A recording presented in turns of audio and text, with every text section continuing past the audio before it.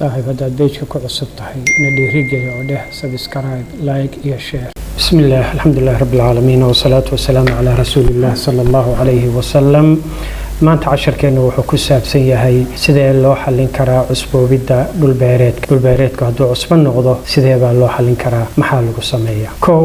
inta aanan u gelin sida loo xalliyo maxaa sababa cusboobidda dhulbeereedka waxaa ka mid ah waxyaabaha sababa kow beerta oo lagu waraabiyo biyo cusbadu ku badanta labo beerta oo lagu yareeyo biyaha waraabka taasna waxay keentay in biyuhu xididada si fiican u gaari waayaan isla markaana carrada dusheeda ay cusbadu ku ururto saddex cusbanimada carrada waxaa keeni kara bacrimiyeyaasha oo loo isticmaalo si khaldan sidoo kale waxaa dhici karta in marka horeba carrada cusbadu ku badnayd waayahay tallaabooyinka ka takhallusidda cusbanimada dhulbeereed kow waa in carrada cusbada laga dhaqaa oo biyo badan lagu furaa iyadoo oo biyo suur fiican loo samaynayo taa macnaheed waxaa beerta biyo badan ayaa lagu shubayaa isla markaana waxaa loo samaynayaa hab beerta biyuhu uga baxaan biyo suur ayaa la yidhaha habkaas waa in beerta marar badan lagu waraabiyaa biyo cusbadu ku yar tahay waana in biyahaasi beerta ka gudbaan oo ay dul maraan biyo suurka ayaa wuxuu yahay laba nooc midna waxa weeye biyuhu dhulka intay galaan bay si tartiiba hoos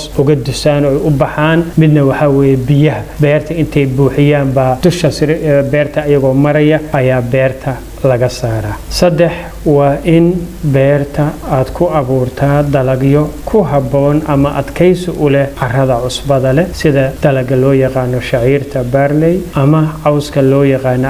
alfa ama masagadaba afar waa in dhulbeereedka cusbada leh lagu isticmaalo jibsiga beeraha oo ah curyaha loo yaqaano ama isku dhiska loo yaqaano calcium sulfate oo ay ku lifaaqan yihiin laba molecule oo biyo ah sawirkeedu waa mid meesha kaaga muuqata iyadoo ganacsiga jirta midabo badan kalaro badan noocyo kala duwan warshado kala duwan baa soo saara laakiin muhiimadu waxay tahay magaceedu waa gypsum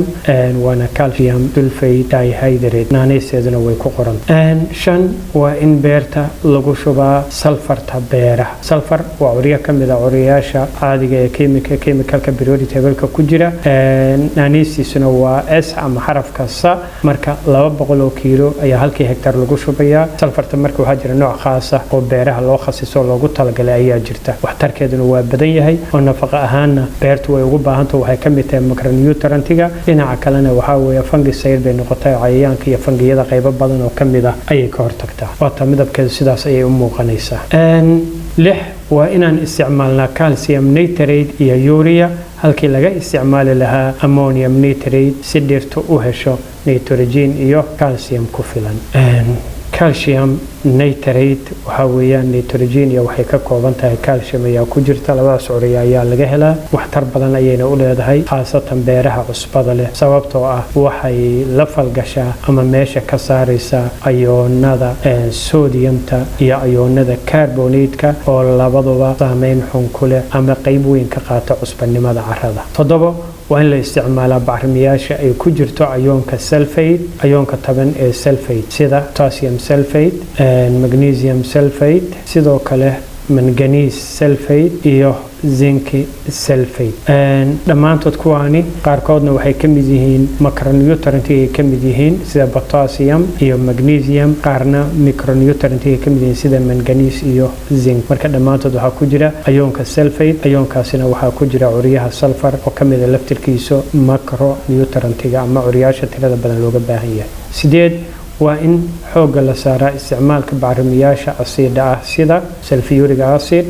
nitric acid phosphoric acid iyada oo la raacinayo waxaa loo raaciyaa biyaha waraabka ayaa loo raaciyaa marka dalagu korayo si loo hagaajiyo awoodda xididada dhirtu u leeyihiin soo nuugidda canaasirta waaweyn ee nafaqada ah asiryada tan waxay si sahlan ula falgelayaan ayoonada sababaya cusbanimada carrada ayay la falgelayaan oo ay meesha ka saarayaan laakiin waxaa muhiim ah inaad niyadda ku haysid markii asidka lagu shubo biyaha waxaa hoos u dhici doona pH-ka marka waa inaad ku baraarugsan tahay celceliska pH-ka ee beerta laga doonayo waa inuusan ka fogaanin 7 6 bar ilaa 7 bar waynuusan ka fogaanin. 9 waa in xoogga la saaraa bacrimiyeyaasha organikada ah sida digada xoolaha, shimbiraha si loo hagaajiyo cusubnimada carrada. yacni kuwan organiga ah ayaa waxay ka fiican yihiin oo ka waxtar badan yihiin kuwa kiimikada ah sababtoo si khaldan haddii loo isticmaalo waxyeelo badan ayay u geysan karayaan beerta. 10 waa in dhirta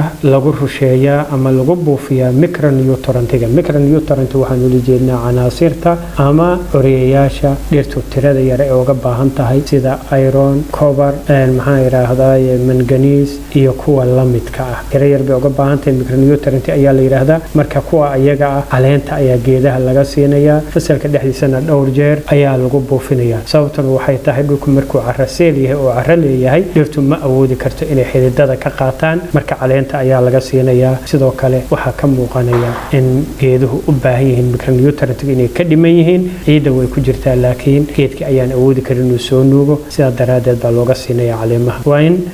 caleemaha dalaga lagu buufiyaa sidoo kale potassium sulfate. potassium sulfate baa iyaduna caleemaha laga siinayaa sababtoo ah potassiumtu waxay ka mid tahay iyo sulfartu labaduba micronutrientiga dhirtu aad ugu baahan tahay ka mid tahay. tallaabooyinkan ayaa la raacaa si looga takhaluso in badan oo ka mid ah cusbada carrada ku jirta. dhulkuna wuxuu noqonayaa mid ku habboon beerashada. dhulku wuxuu noqonayaa mid cusub ah oo ku habboon beerashada. casharkeena maanta intaasuu ku egyahay. waad ku mahadsantihiin dhegaysigiina. haddii aad casharka wax ka faa'iiday fadlan ha iloobin inaad like tiraahdid. haddii aadan kanalka ka mid ahayna subscribe dheh. wassalaamu calaykum waraxmatullaahi wabarakaatu.